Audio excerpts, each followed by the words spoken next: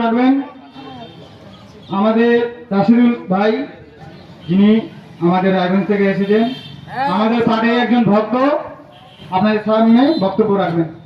আচ্ছা রাশিদুল ভাই।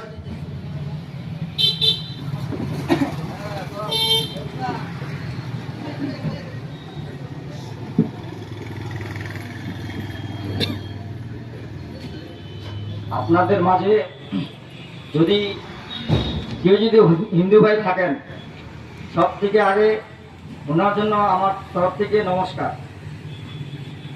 এই নমস্কারটা কেন বললাম, যে আমাদের हजरत मोहम्मद सल्लल्लाहु अलैहि वसल्लम जो थे वो अपना तो अपना पहले घेर को पहले अपनाते थे, अपना तो अपना सबसे पहले घेर